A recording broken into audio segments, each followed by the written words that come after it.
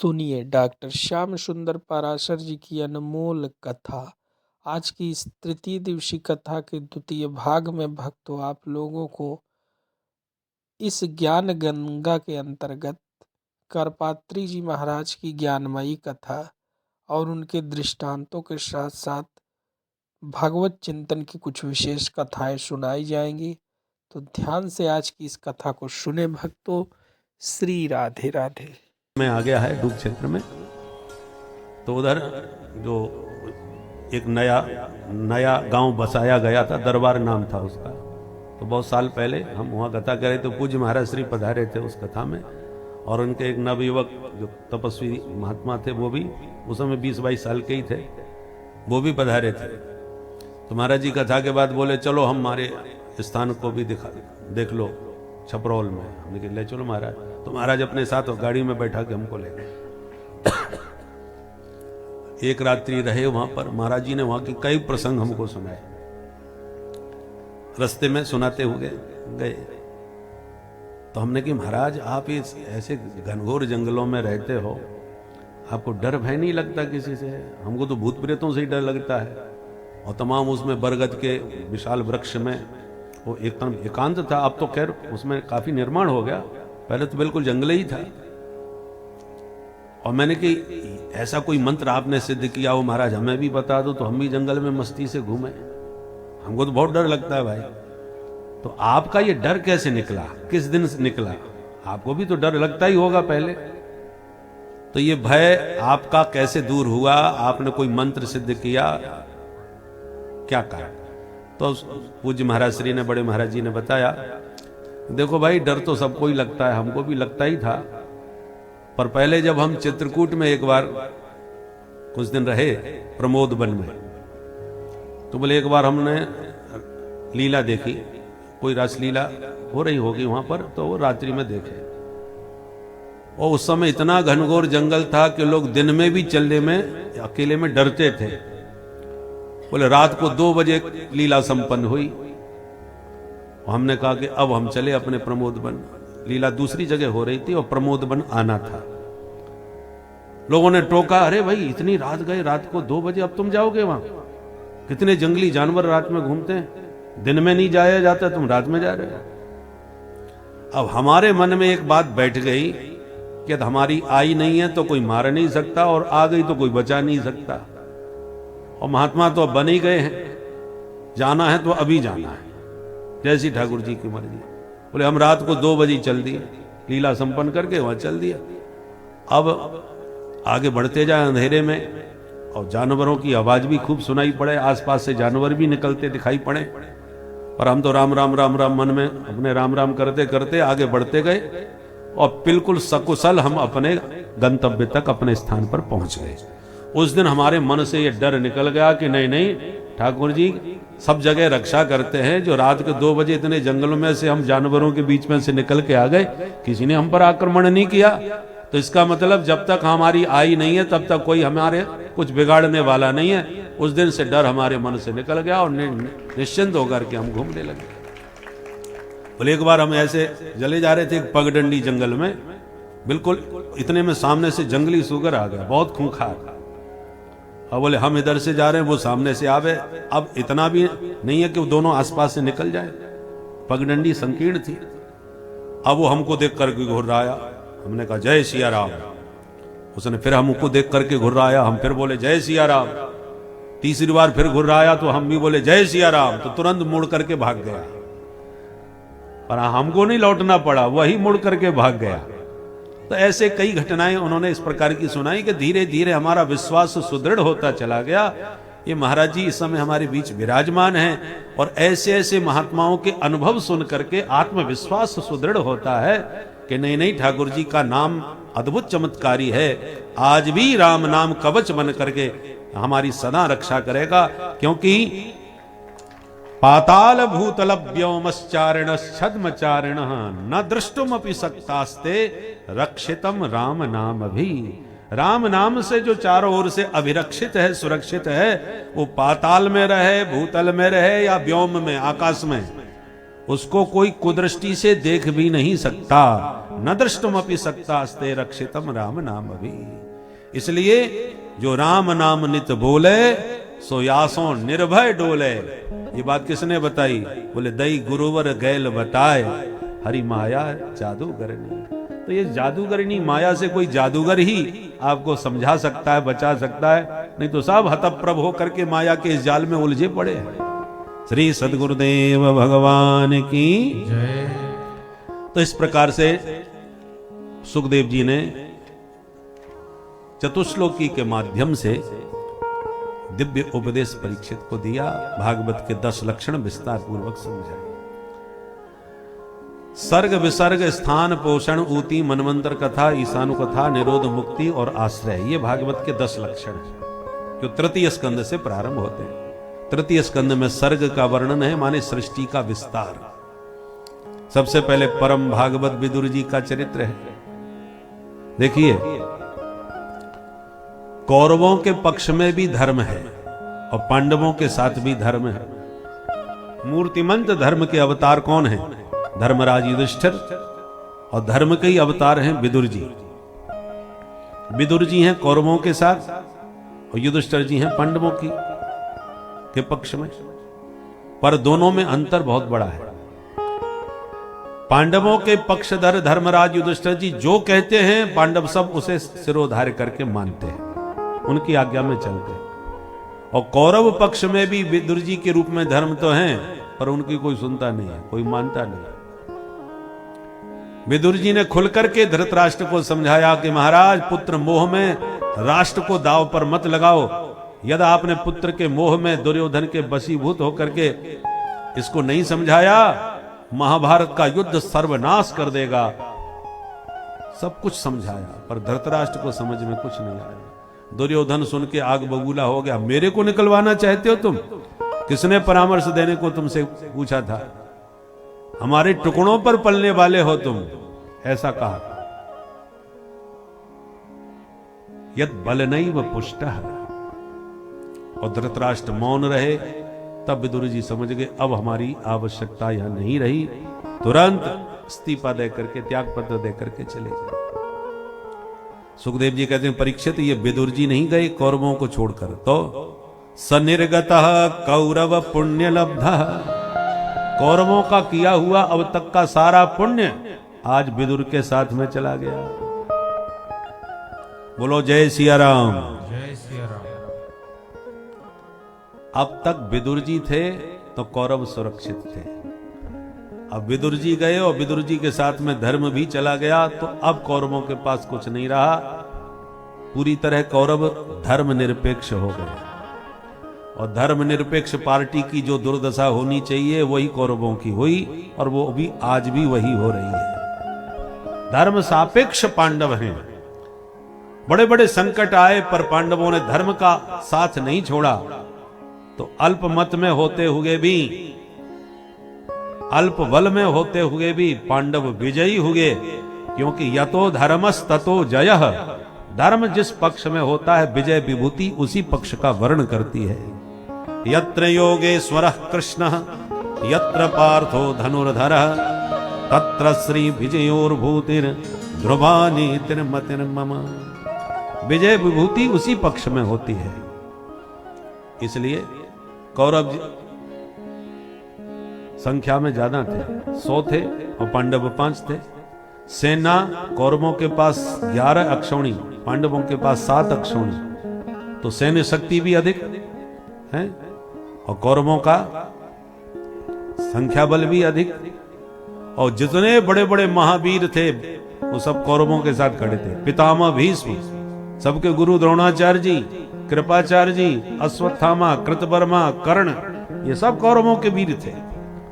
पांडवों के पास इतने नहीं थे, पर फिर भी पांडव विजयी हुए। क्यों?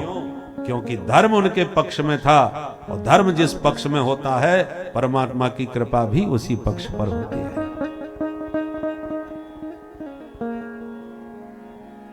विदुर जी तीर्थ यात्रा करने चले गए, लौट करके आए तब पता चला महाभारत संपन्न हो गया, कौरव सब मारे गए। उद्धव जी से भेंट हुई तो उद्धव जी ने सब बताया। उद्धव जी से कहा तुम कहां जा रहे हो? बोले हम तो बद्रीनाथ जा रहे हैं प्रभु की आज्ञा से, क्योंकि उन्होंने हमें बहुत दिव्य उपदेश दिया जाते जाते। कौन सा उपदेश दिया हमको भी सुनाओ। उद्धव जी बोले सुनना है तो हरिद्वार में जाओ, तुम्हें मैत्री मुनि सुनाएंगे, क्योंकि उन्होंने भी मेरे साथ बैठ के सुना था, आप उन्हीं से सुनिए। तब मैत्री जी के पास विदुर जी गए, वहीं से विदुर मैत्री संवाद चालू हुआ। और विदुर जी को मैत्री जी ने सृष्टि का पूरा रहस्य बहुत विस्तार से समझाया कि जिस समय श्रीमन नारायण के नाभि कमल से ब्रह्मा जी ने प्रकट होकर तप किया, और तपस्या से ब्रह्मा जी को जब चतुश्लोकी का ज्ञान प्रभु ने दिया, तो ब्रह्मा जी ने सबसे पहले सनक सनंदन सनातन सनत कुमार अपने संकल्प से प्रकट किए। चारों से कहा बच्चों तुम भी सृष्टि करो, तो चारों ने मना कर दिया। ब्रह्मा जी को क्रोध आ गया। ब्रह्मा जी का कोप ही उनकी भ्रकुटी से भगवान रुद्र के रूप में प्रकट हो गया। बोलो शंकर भगवान की जय। बोले बाबा से कहा तुम सृष्टि करोगे? बोले कर देंगे, करके दिखाओ जरा। तो भगवान भोलेनाथ ने भूत प्रेत डांकिनी पिशाचनी तमाम पैदा कर डाली। ब्रह्मा जी बोले बस बस हो गई सृष्टि, इतनी खतरनाक सृष्टि हमको नहीं करानी भैया, तुम शांति से भजन करो। तो बोले बाबा भजन में मस्त हो गए। अब की बार ब्रह्मा जी ने 10 ऋषियों को प्रकट किया, मरीचि अत्रि अंगिरा पुलस्त पुलह क्रतु भृगु वशिष्ठ दक्ष और देवर्षि नारद। वाणी से सरस्वती, छाया से कर्दम ऋषि आदि को प्रकट किया, और उसके बाद अपने वाम अंग से कन्या और दक्षिण अंग से पुरुष को जन्म दिया। इनका नाम हुआ मनुष्य शतरूपा। ब्रह्मा जी ने कहा तुम दोनों मिलकर के मैथुन सृष्टि का विस्तार करो। तो स्त्री पुरुष के संयोग से जो सृष्टि का शुभारंभ हुआ वो मनुष्य शतरूपा से हुआ। इसलिए हम सब मनु की संतान हैं। जितने भी मनुष्य मात्र धरती पर हैं सब मनु की संतान है। मनु के पुत्र होने से ही हम लोग मानव कहलाते हैं। मनु पुत्र मानव, मनुष्य। वो आजकल लोग मनु महाराज को बहुत गाली देने लगे, ये सब मनुवादी हैं, मनुवादी हैं। अरे हम तो मनुवादी हैं क्योंकि मनु की संतान है। पर यदि तुम अपने आप को मनुवादी नहीं मानते तो तुम्हें हम क्या माने? क्योंकि मानव यदि आपसे कहेंगे तो तुम भी मनुवादी हो जाओगे, मनु की संतान बन जाओगे। तो या तो अपने को मानव कहलाना छोड़ दो, और मानव न माने तो तुम्हें क्या माने? दानव माने, दैत्य माने, राक्षस माने, क्या कहें? उन्हें कहने वालों को खुद विचार करना चाहिए। हम मनु की संतान होने से सभी मनुष्य हैं, सभी मानव हैं। रही बात मनुस्मृति की, मनुस्मृति सृष्टि का आदि संविधान है। सृष्टि को, मानव जाति को किस प्रकार से चलना चाहिए वो वर्ण व्यवस्था आदि के रूप में मनुस्मृति में मनु महाराज ने वो संविधान बना करके तैयार किया। तब का संविधान है। अरे देश को स्वतंत्र हो गए 100 साल भी नहीं हो पाए, और संविधान में कितने संशोधन हो गए जो राव साहब ने बनाया था, कितने संशोधन कर दिए। तो इतने अल्प समय में 100 साल पूरे हुए बिना भी इतने संशोधन करने पड़े। तो जो सृष्टि के आदि का संविधान है और आज कितने हजारों साल बीत गए, यदि उस संविधान में कोई बात आपकी समझ में नहीं आ रही तो इसका मतलब ये थोड़ी है कि आप उनको गाली देने लग जाओ। जो बात समझ में नहीं आ रही, देखो शरीर को यदि गुण की दृष्टि से देखोगे तो शरीर में बहुत विशेषताएं। शरीर माध्यम खलु धर्म साधनम, इसी से हम सत्कर्म करते हैं, इसी से तपस्या करते हैं, इसे पुण्यार्जन करते हैं। सारे काम धंधे शरीर से ही हो रहे हैं। शरीर कितना सुंदर है, भारत भूमि में हमको मनुष्य शरीर मिला। तो विशेषताओं के इसमें अनंत स्वरूप है, परंतु अब उन सारी विशेषताओं को किनारे करके तुम इसमें केवल मलमूत्र भी देखने लग जाओ। है तो शरीर में ही, वो भी शरीर का एक अंग है। अब विशेषताओं को न देखकर केवल मलमूत्र पर ही तुम्हारी दृष्टि पड़ी रहे तो शरीर का जो लाभ मिलना चाहिए वो तुम नहीं ले पाओगे। मलमूत्र ही देखते रहो तो शरीर का सार्थक सदुपयोग नहीं हो पाएगा। जड़ चेतन गुण दोष में विश्व कीन करतार, ये सारा संसार गुण और दोष से भरा है? सूर्य भगवान में कितने गुण हैं। प्रकाश होते ही आनंद आ जाता है, अंधकार दूर हो जाता है, रात्रि की निवृत्ति हो जाती है, और उसकी सुंदर धूप से हमारी सर्दी भी दूर हो जाती है। कितने काम हैं, कितने गुण हैं। पर यही सूर्य वैशाख और जेठ में कितना खतरनाक लगता है, जले जाते हैं महाराज, कितनी लपट लग रही है, जले जा, कितने जो होते फूक जाते हैं, जल जाते हैं बेचारे। तो गुण भी है तो दोष भी है भाई, सब में कोई भी वस्तु हो, कोई भी व्यक्ति हो, गुण दोष से ही बना हुआ है। दोष का चश्मा लगा के देखोगे तो दोष ही दोष नजर आने लग जाएंगे, और गुण का चश्मा लगा दो तो फिर बढ़िया विशेषताएं नजर आने लग जाएंगी। इसलिए मनु महाराज ने बहुत कुछ शास्त्र सम्मत उपदेश दे करके हमारा मार्गदर्शन किया, और उसी उनके बताए हुए मार्ग पर भगवान श्री रामभद्र ने चल करके हमें अपने चरित्र से उपदेश दिया है। इसलिए सबका अपना अपना महत्व है, किसी को भी हमें दोष नहीं देना चाहिए, किसी की भी हमें निंदा नहीं करना चाहिए। आप जिस दृष्टि से देखोगे उसमें वही तुम्हें दिखेगा। सुखदेव जी कहते हैं, राजन, मनु महाराज के 5 संतान हुई, 3 बेटी और 2 बेटा। बेटा हुए प्रियव्रत उत्तानपाद, बेटियां हुई आकुति, देवहूति और प्रसूति। मझली बेटी देवहूति का विवाह कर्दम मुनि के साथ में मनु महाराज ने किया। कर्दम जी के 9 बेटियां हुई देवहूति के द्वारा, जो ब्रह्मा जी के ऋषि पुत्रों को ब्याह दिया, और 10वीं संतति के रूप में साक्षात भगवान कपिल रूप में प्रकट हो गए। बोल कपिल भगवान की जय। करदम जी ने देवहूति से कहा, देवी बेटियां ससुराल गईं और बेटा तुम्हें मिल गया, जिम्मेवारी पूरी हुई, अब अपने राम जी चलते हैं, और तपस्या करने के लिए तब चले गए। अब घर में केवल मैया बेटा 2 रह गए। एक दिन मां देवहूति ने अपने पुत्र कपिल भगवान को प्रणाम करते हुए कहा, पुत्र तुम महान ज्ञानी हो, आज मैं तुम्हारी शरण में आई हूं, अपने ज्ञान की कुठार उठाओ और मेरे अज्ञान को जड़ से काट करके मिटाओ। मैंने संसार के सारे सुख भोग लिए, फिर भी मेरा विषयों से वैराग्य क्यों नहीं हो रहा, ये कृपा करके आज मुझे बताओ। तम त्वागताहं शरणं शरण्यं, तम त्वागताहं शरणं शरण्यं, स्वभृत्य संसार तरो कुठारं, स्वभृत्य संसार तरो कुठारं, जिज्ञासयाहं प्रकृते पुरुषस्य, जिज्ञासयाहं प्रकृते पुरुषस्य, नमामि सद्धर्मविदां वरिष्ठं, नमामि सद्धर्मविदां वरिष्ठं, तं त्वागताहं शरणं शरण्यं, तं त्वागताहं शरणं शरण्यं, शरणं शरण्यं, शरणं शरण्यं। मां का निवेदन सुनकर भगवान कपिल बोले, माता जी आज मैं आपको श्रेय का मार्ग बतलाता हूं। एक रास्ता है प्रेय का, दूसरा है श्रेय का। लौकिक लाभ प्राप्त करना ये श्रेय मार्ग है। बढ़िया फैक्ट्री लग जाए, बढ़िया बाल बच्चे हो जाएं, सब नौकरी संपन्न हो जाए, ये प्रेय का मार्ग है, इसको प्रेय का मार्ग बोलते हैं।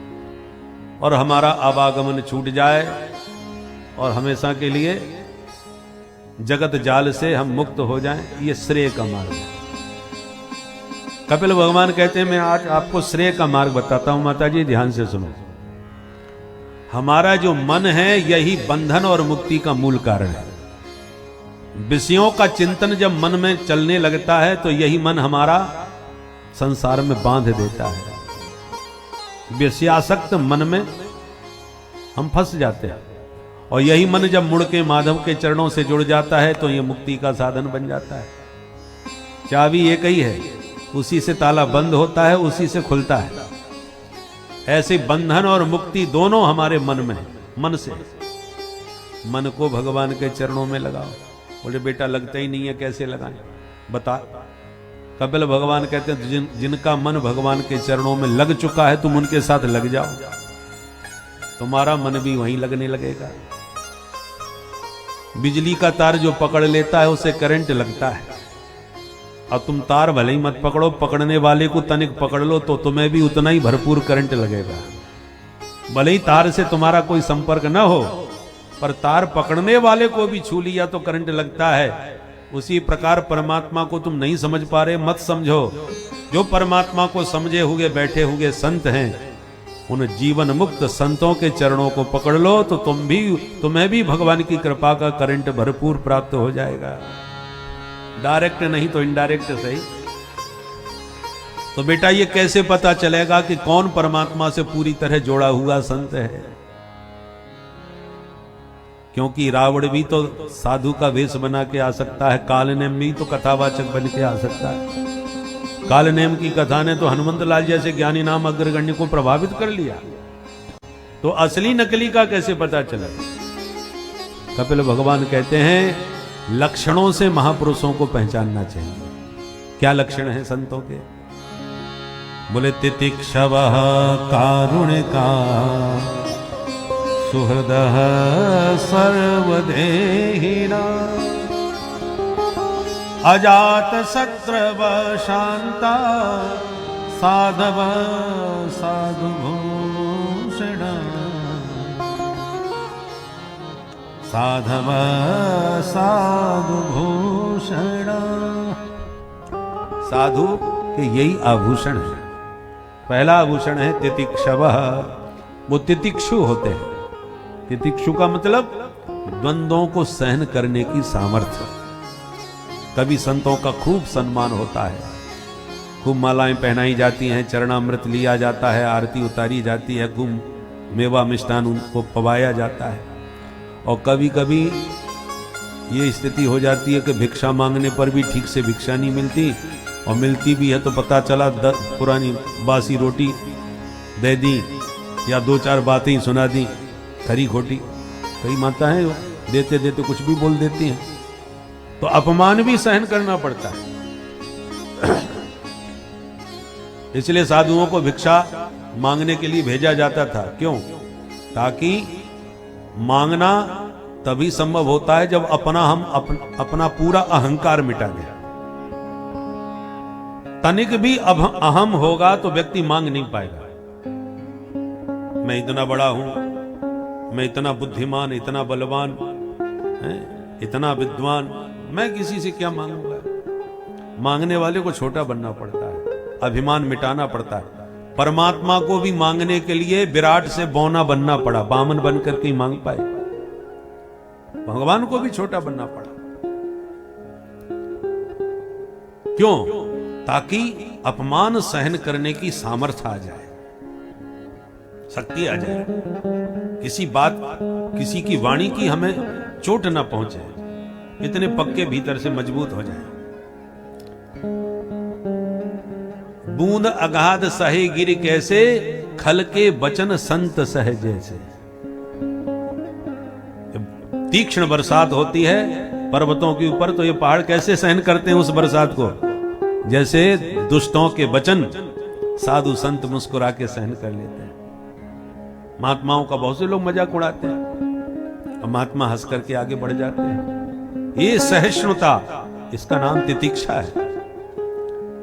सुहृदः सर्वदेहिना, प्रत्येक देहधारी को अपना सुहृद मानते हैं। वसुधैव कुटुंबकम की उदात्त भावना उनके भीतर होती है। पराया उन्हें कोई जगत में दिखाई ही नहीं पड़ता। अजात शत्रवः, इसलिए संत अजात शत्रु होते हैं। अजात शत्रु का मतलब ये नहीं है कि उनका कोई शत्रु होता ही नहीं। अरे साधु संतों के भी बहुत से शत्रु हैं, तो लोग उनसे शत्रुता माने तो माने, पर साधु कभी अपना शत्रु किसी को नहीं समझता। समझने वाले समझे, मानने वाले माने, पर साधु नहीं मानता। एक बार गोस्वामी तुलसीदास जी महाराज का जब बहुत प्रभाव काशी में व्याप्त हो गया, उनके ग्रंथ को आदर मिलने लगा, तो बड़े बड़े विद्वानों को ईर्षा होने लगी कि बाबा तो बहुत छा गया भाई, एक बहुत बड़े काशी के महापंडित थे, विद्वान थे। वो गोस्वामी जी के शिष्य बन गए और खूब सेवा करने लगे। इतनी सेवा करी कि एक दिन रात में चरण दबा रहे थे। गोस्वामी जी बड़े प्रसन्न होकर बोले, भाई तुम इतने बड़े लिखे विद्वान होकर के भी शिष्य भी बन गए और हमारी सेवा भी खूब समर्पित भाव से कर रहे हो, बड़े खुश हैं। मांगो तुम्हें क्या चाहिए हमसे। बोले गुरु जी मांग लो। बोले हाँ मांग लो। बोले यही मांगता हूं कि आप काशी छोड़ के चले जाओ। गोस्वामी जी चौंक गए, क्यों भाई, हमसे कोई परेशानी है क्या तुम्हें? बोले नहीं गुरु जी, अब क्या बताऊं, जब आप नहीं थे तब मेरा ही डंका बजता था यहाँ काशी में। मुझसे पूछे बिना, मेरे से परामर्श लिए बिना कोई काम नहीं होता था यहाँ काशी में। मेरे यहाँ भीड़ लगी रहती थी। और जब से आप पधारे हो महाराज, हमारी तो दुकान ही बंद हो गई, कोई पूछे ही नहीं रहा। सारी भीड़ तुम्हारे यहाँ लगी रहती है। आप संत हो महाराज, जहां जाओगे वहीं छा जाओगे, और यहां से चले जाओगे तो हमारी जरा पूजा बनी रहेगी। इसलिए आपसे निवेदन है आप पधारो यहां से। वो स्वामी जी को बड़ी गिलानी हुई, करे राम हमारे कारण ये बेचारा इतना दुखी हो रहा है। उसी पल उठ करके चल दिए। बोले अब रहना ही नहीं। रात में ही उठ के चल दिए।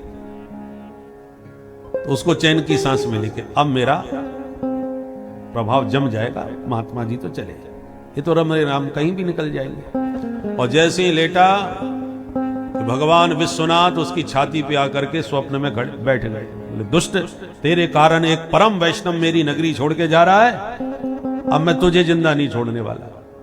कैसे भी उनको मना करके ला, नहीं तो तेरा गला मैं दबाता हूं। इतनी जोर से स्वप्न में भोले बाबा ने उसको फटकार लगाई। एकदम बड़ी जोर से चिल्ला करके उठ के खड़ा हो गया, और खड़े होते ही सीधा भागा जिस दिशा में गोस्वामी जी गए थे। और रास्ते में जाकर के पकड़ के चरणों में गिर पड़ा। अरे गुरुजी गलती हो गई, माफ कीजिए, आप जल्दी चलिए। क्यों, क्या हो गया? बोले आप नहीं चलोगे तो भोले बाबा मेरी गर्दन दबा देंगे। अभी अभी मुझे स्वप्न ऐसा हुआ, उन्होंने स्वप्न आदेश दिया है। बहुत अनुनय विनय करके मना करके ले गए।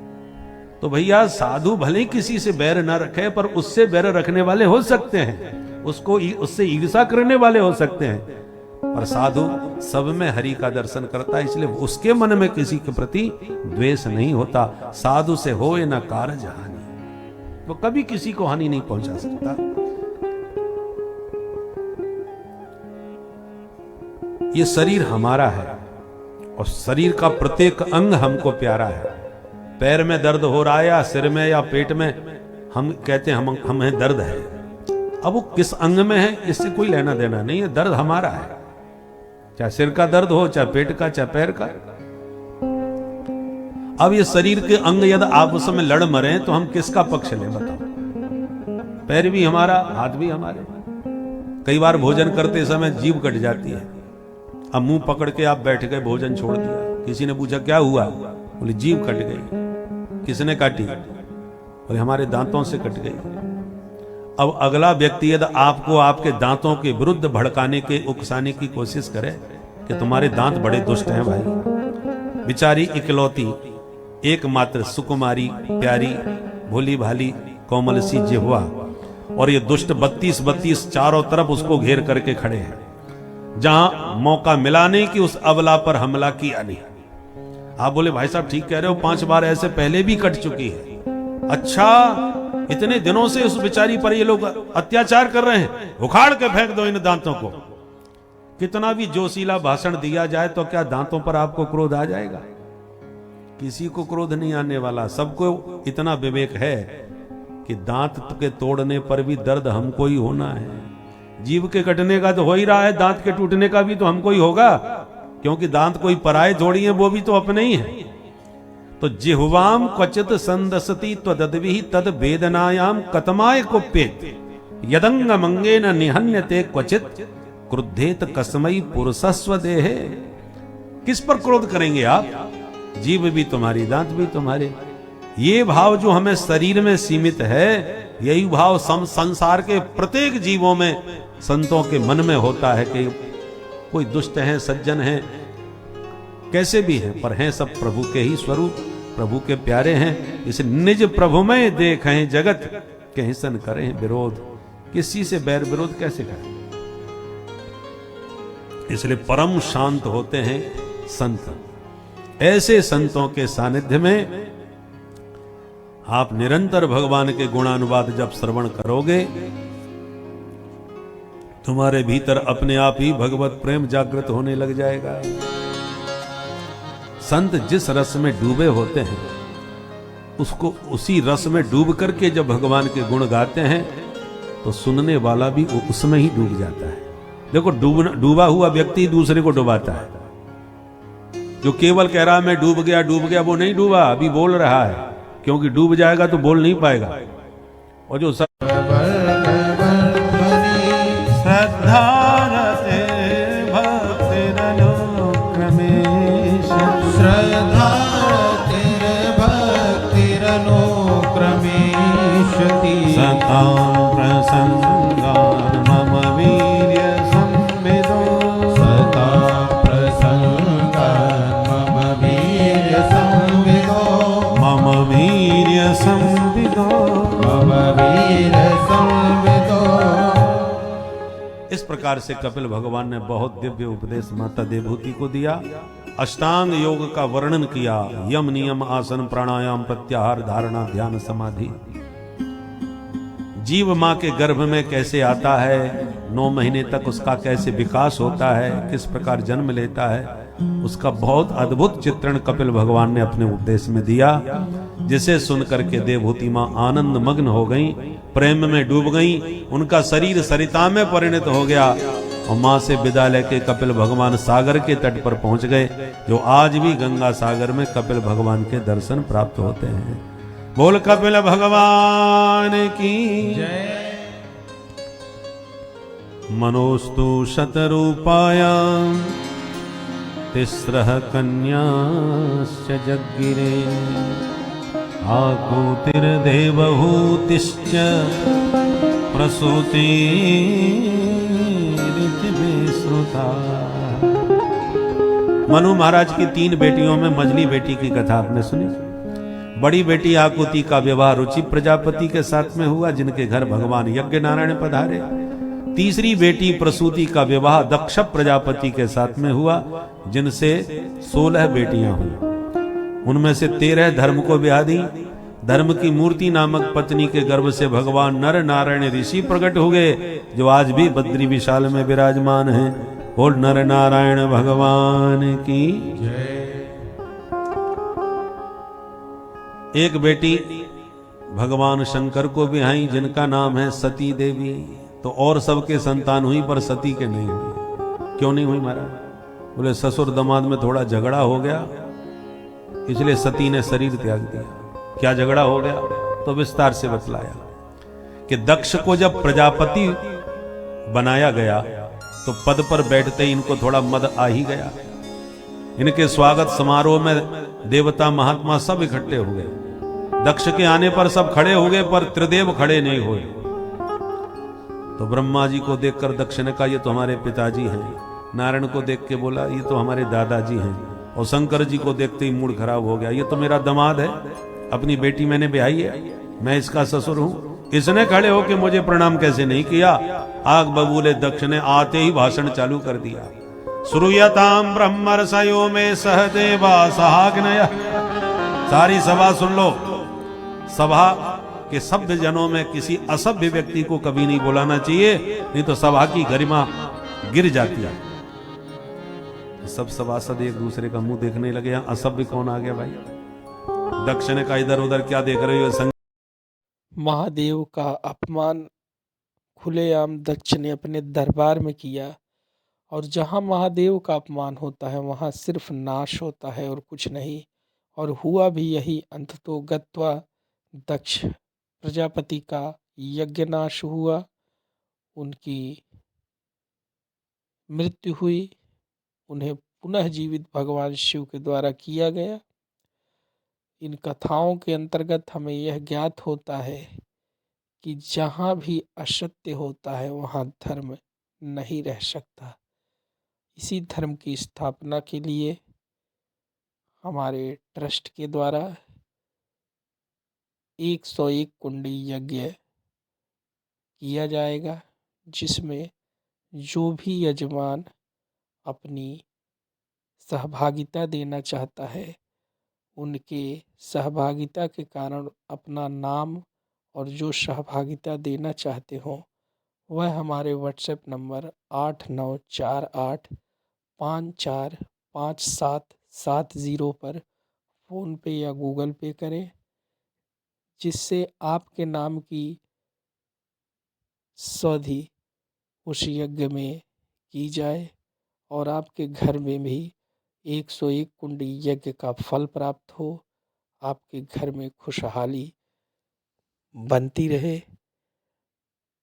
इस चीज के साथ ही सद्ज्ञान, सद्कर्म और सत्यनिष्ठ इस कथा को भक्तों सुनते रहिए। श्री राधे। कालम महाकाल कालम कृपालम, जो कालों के भी महाकाल हैं, तेरी सारी बात इसलिए सुन रहे हैं क्योंकि तुम्हारी बेटी उनको ब्याही है। तो उनकी सज्जनता को तुम कायरता समझ रहे हो। जब से आए हो बड़बड़ाए जा रहे हो, हम भी साथ देते तो तुमको बकरे का ही मुंह लग जाए। तो दक्ष के पक्ष में भृगु जी उठ के खड़े हो गए, दाढ़ी पर हाथ घुमाते हो गए, बोले हे नंदीश्वर, ससुर दमाद की आपसी लड़ाई तू बीच में क्यों बोला? मैं भी साथ देता हूं शिव जी के गण पाखंडी हो जाएं। जब शिव जी के गणों को पाखंडी कहा तो शिव जी के गण सब उग्र हो गए। हे बुढ़े बाबा, हमको पाखंडी बोलता है, हम भी साथ देते हैं तेरे जैसे चाटुकार ब्राह्मण भिखमंगा हो जाएं, सर्वभक्षी हो जाएं। भोले बाबा ने देखा ये स्वागत समारोह है या साप समारोह है? सब एक दूसरे को साप दिए जा रहे हैं और सब गड़बड़ हमारी वजह से हुआ है, तो चलो हमें यहां से खिसक जाते हैं। भोले बाबा तुरंत अपने गणों को शांत करके वहां से निकल गए कैलाश पर्वत को। बोलो शंकर भगवान की। मामला थोड़ा शांत हो गया और दक्ष का क्रोध अब भी शांत नहीं हुआ। शिव जी को नीचा दिखाने के चक्कर में एक बहुत विशाल यज्ञ किया हरिद्वार में, गंगा किनारे कनखल में। सारे देवी देवताओं को निमंत्रण दिया पर महादेव को चिट्ठी नहीं भेजी। देवताओं के विमान जब महादेव के सिर से कैलाश पर्वत के ऊपर होते हुए निकले तो सती जी को कौतुक हुआ।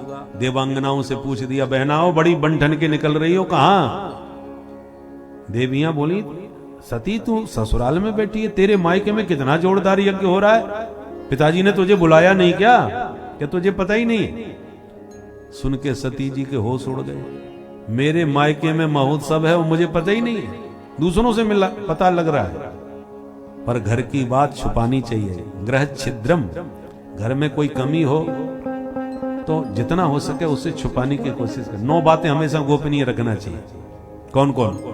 आयु, वित्तम, गृह छिद्रम, मंत्र मैथुन भेषजम, तपो दानापमानम च नवगोप्यानि यत्नतः। ये 9 चीजों को प्रयत्न पूर्वक छुपा के रखो। अपनी आयु किसी को नहीं बताना चाहिए। बोलो जय सिया राम। जय सिया राम। बहुत आवश्यकता पड़ने में आजकल हर फार्म में भरना पड़ता है। डॉक्टर के पास जाओ या कहीं भी टिकट कराओ तो ऐसी आवश्यकता है तो ठीक है, पर अनावश्यक अपनी आयु किसी को नहीं बतानी चाहिए। वित्तम, कितना माल है तुम्हारे पास किसी को मत बताओ, नहीं तो खतरे में पड़ जाओगे। गृह छिद्रम, घर में कोई कमी है, कोई दोष है तो सबको बताने की जरूरत नहीं, छुपा के रखना चाहिए। मंत्र, गुरुजी ने कौन सा मंत्र दिया है बताने की जरूरत नहीं, मंत्र गोपनीय होना चाहिए। मैथुन, एकांत मिलन। भेषजम, कौन सी दवा खा रहे हो मत बताओ किसी को।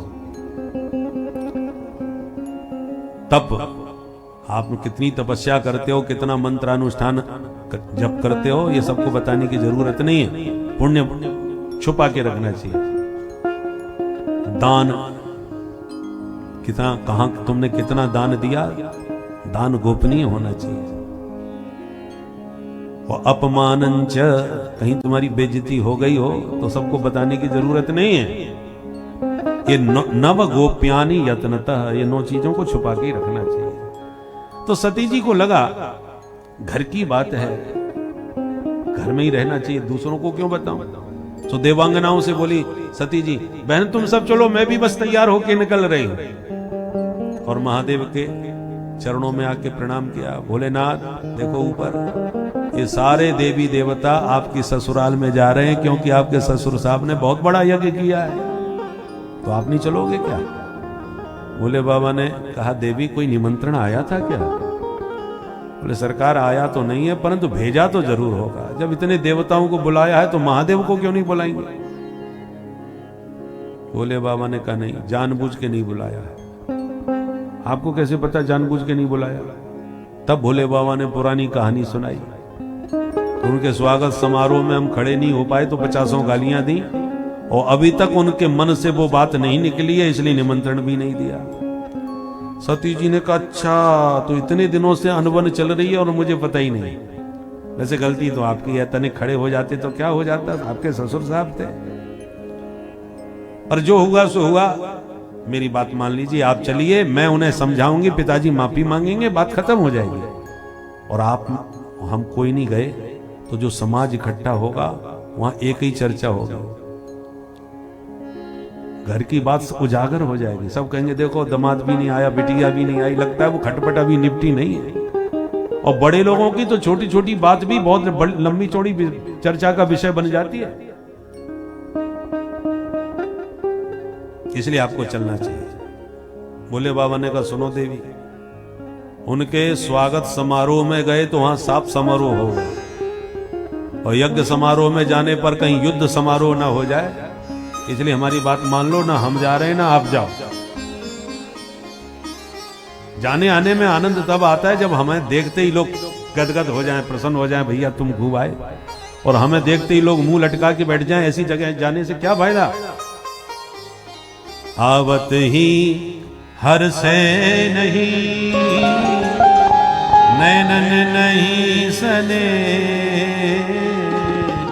आवत ही हर से नहीं, नैनन नहीं सने, तुलसी तहाँ न जाइए, तुलसी तहाँ न जाइए, चाहे कंचन बरसे में, चाहे तुलसी तहाँ न जाइए, चाहे कंचन बरसे में, आवत ही हर से नैनन नहीं सने, तुलसी तहाँ जाइए, कंचन बरसे में, चाहे तुलसी तहाँ जाइए, कंचन बरसे में। सोना भी बरस रहा हो तब भी उधर मत जाओ, इसलिए हम नहीं जाएंगे। सती जी ने कहा अच्छा यदि आपने निर्णय ले ही लिया तो मुझे आज्ञा दो तो मैं ही चली जाऊं, कुछ तो बात बने। भोले बाबा ने कहा मैं बिल्कुल उचित नहीं लगता तुम्हारा जाना, फिर भी तुम्हें जो उचित लगता हो सो करो।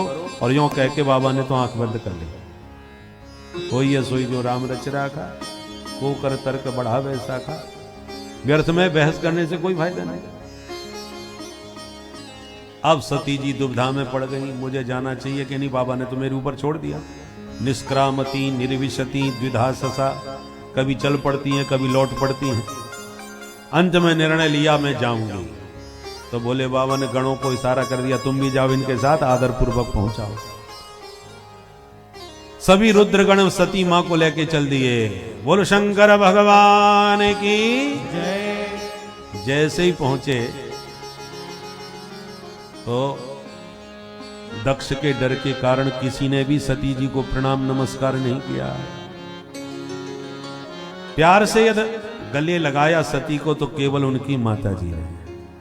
सादर भला ये मिली एक माता, सादर भला ये मिली एक माता, सादर भला ये मिली एक माता, सादर भला ये मिली एक माता।